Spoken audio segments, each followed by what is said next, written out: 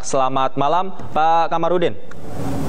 Selamat malam, Pak. Selamat malam pemirsa Anies TV dimanapun mereka berada. Baik, terima kasih. Pak Kamarudin, hasil otopsi ulang sudah keluar dan menyatakan bahwa tidak ada penganiayaan, luka full dari luka tembak. Tanggapan Anda? Pertama, saya mau katakan itu tidak benar. Karena berdasarkan bukti-bukti elektronik yang ada sama kami, dikuatkan oleh pengamatan dokter dan ahli medis yang kami kirimkan mewakili kami ke ruang otopsi, mereka menemukan dan mencatat banyaknya luka-luka diduga hasil penganiayaan yang bukan disebabkan oleh peluru.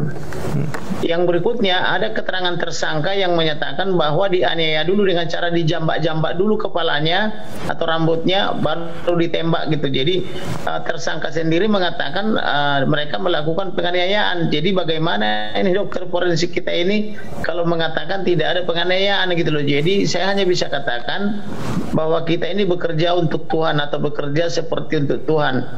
Kalau misalnya mereka mengatakan mereka independen tetapi dalam membuat pendapatnya mereka tidak independen, maka dia akan berhadapan dengan Tuhan Elohim. Kemudian kalau mereka independen maka harusnya saya juga diberikan salinan atau surat atau keterangan daripada hasil pemeriksaan mereka, karena yang memohonkan saya bukan penyidik.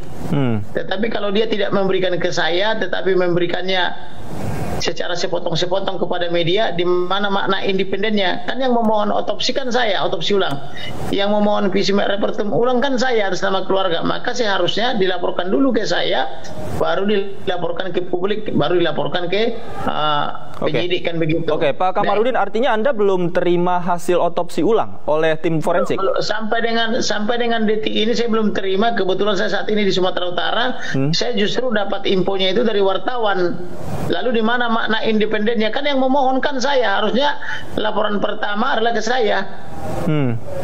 Meskipun informasi awal mungkin dari WA atau dari telepon begitu tidak ada?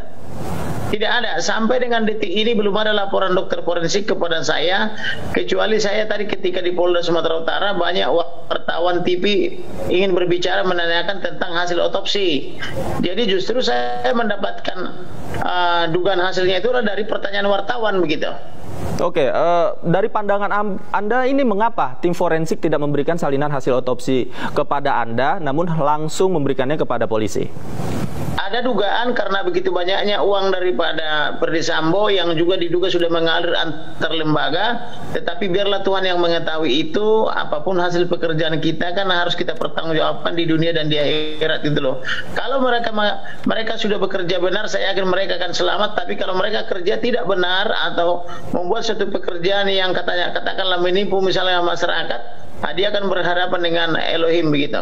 Oke, Pak Kamarudin, ini serius nih. Artinya Anda menduga bahwa ada indikasi uang Ferdy Sambo ini mengalir juga ke tim forensik yang melakukan otopsi ulang. Kan logikanya begini, yang memohon otopsi ulang siapa? Ya, Anda, pihak Anda. Kan saya yang memohon kepada Presiden, memohon ke DPR, memohon ke Panglima, memohon ke Pak Kapolri, Wakapolri, Kabar Eskrim, Irwasum, Dirtipidum, sama Karwasidik. Loh, kenapa mereka melaporkannya ke wartawan? Oke. Harusnya kan saya juga diberi salinan dong laporannya. Iya, yang kedua, ketika saya mohon otopsi kan saya sudah siapkan uangnya, berapa ratus juta mereka mau kan, itu sudah saya siapkan. Kenapa mereka tidak mau menerima uang saya, tetapi memilih menerima uang polisi kan gitu? Anda sebelumnya sudah siapkan uang untuk itu? Sudah saya tempatkan sekitar 300 juta di dalam satu rekening, tetapi ketika saya mau membayar mereka menolak uang saya. Nah, di situ saya sudah heran, kenapa orang ini tidak mau saya bayar. Alasannya apa ketika itu? Alasannya uangnya sudah disiapkan oleh pemerintah katanya. Untuk melakukan otopsi ulang? Iya, tetapi kan yang memohon saya untuk kepentingan keluarga almarhum.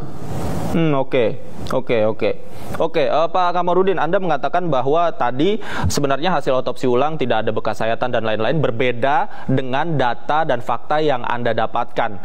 Bisa dijelaskan apa indikator yang tadi Anda sebutkan bahwa ada dugaan penyiksaan dan lain sebagainya? Jadi yang dicatat oleh dokter yang mewakili keluarga yang diizinkan oleh dokter forensik termasuk magister kesehatan bahwa mereka menemukan luka tembak dari bagian belakang tembus ke hidung. Kemudian mereka juga menemukan sayatan-sayatan di bawah mata dan di atas alis mata. Dokter yang mewakili kami juga menemukan bahwa ada luka tembak dari bawah leher tembus ke bibir bawah sebelah kiri. Kemudian dokter kami juga menemukan bahwa ada tembakan dari dada kiri tembus ke belakang. Dokter kami juga menemukan ada luka menganga di bahu sebelah kanan. Dokter kami juga menemukan ada luka tembus di pergelangan tangan kiri atau lengan kiri. Dokter kami juga menemukan patahan tangan kiri. Dokter kami juga menemukan beberapa patahan jari kelingking dan jari manis. Bahkan ada luka terbuka di jari manis. Kemudian dokter kami juga menemukan ada rembesan darah di kaki kiri.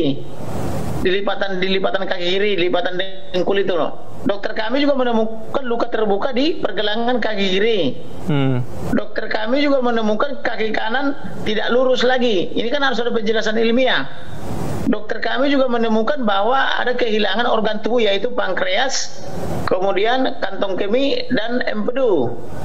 Kemudian dokter kami juga menemukan bahwa otak tidak lagi ada di dalam kepala tapi sudah dibungkus dalam plastik di dalam dada. Kemudian dokter kami juga menemukan lebam-lebam di kanan di dada kiri maupun di dada kanan, kan begitu. Itulah antara lain. Jadi kenapa dibilang tidak ada penganiayaan sedangkan pelaku saja mengakui menganiaya, kan begitu. Oke. Pak Kamarudin, dari yang Anda gambarkan ini, apakah dokternya ini masih amatiran atau memang tidak profesional, kan begitu? Kenapa kok tersangka mengakui melakukan penganiayaan tetapi dokter ini tidak menemukan penganiayaan? Patut dicurigai dong, kan gitu ya. Tetapi apapun itu hasilnya, kita tidak selamanya bisa mengawasi mereka, biarlah dia berurusan dengan Maha Pencipta, kan gitu. Oke, dari yang Anda katakan tadi ada banyak sekali luka sebenarnya yang ada di tubuh almarhum jenazah Brigadir Joshua. Sementara tim forensik tadi mengatakan hanya ada 5 luka tembak. Ini jauh sekali berbeda, Pak Kamarudin. Nah, makanya berdasarkan keterangan Karopenmas waktu itu bahwa almarhum menembak 7 kali tidak ada yang kena, sedangkan Baradae menembak 5 kali kena 4 kali. Nah, sekarang keterangan dokter forensik ini bahwa ditemukan 5 tembakan masuk, 4 tembakan keluar, berarti jadi 5 peluru yang kena toh? Iya. Itu berbeda dengan keterangan yang pertama, keterangan Karopenmas. Nah, kemudian luka-luka lain masih banyak, karena harus ada penjelasan. Apakah betul peluru bisa mematahkan jari-jari, bisa mematahkan tangan? Apakah peluru bisa membuat rembesan darah di lipatan kaki kiri? Apakah peluru bisa mengakibatkan luka menganga di pergelangan kaki kiri padahal dia pakai sepatu, pakai kaos kaki dan pakai celana panjang? Kan harus ada penjelasan yang saintifik, kan begitu, yang ilmiah. Oke, Pak Kamarudin, terkait dengan hasil otopsi, dokter kami menemukan kehilangan 3 organ pankreas, organ empedu dan organ kantong kemih. Lah, kan harus dijelaskan dong itu. Kemudian dari mana arah peluru, kemana tembusnya peluru, kan harus dijelaskan. Soal berapa meter memang bukan bidangnya dia, itu bidangnya uji balistik. Tapi kan dari mana datangnya peluru kan harus bisa dijelaskan juga. Dan tubuh atau organ-organ mana saja yang terkena peluru kan harus dijelaskan dong. Oke, Pak Kamarudin, tapi bukankah tim forensik juga memiliki mungkin kode etik atau batasan-batasan tertentu untuk tidak mengungkapkan hasil otopsi ulang ini? Tanggapan Anda seperti apa? Kenapa diungkapkan? Kalau begitu kenapa diungkapkan tadi ke media? Kalau memang ada kode etik yang melarang, bukankah undang-undang konstitusi mengatakan buka, undang-undang transparansi informasi publik mengatakan buka, amanat presiden mengatakan buka, jangan ditutupi? Loh, kenapa dia masih mendasarkannya kepada kode etik? Memang kode etik itu di mana dia? Itu kan jauh di bawah undang-undang, di bawah konstitusi. Oke, tadi Anda katakan hasil otopsi ulang tidak diberikan kepada Anda. Apakah ada upaya yang mungkin Anda akan lakukan untuk mendapatkan hasil secara detail dari otopsi ulang? Sudah 2 hari lalu itu ada ada asisten daripada dokter forensik mampir ke kantor mengantarkan apa yang kami sepakati di hotel ketika di Jambi sebelum dilakukan ekshumasi. Saya tanyakan mana hasilnya.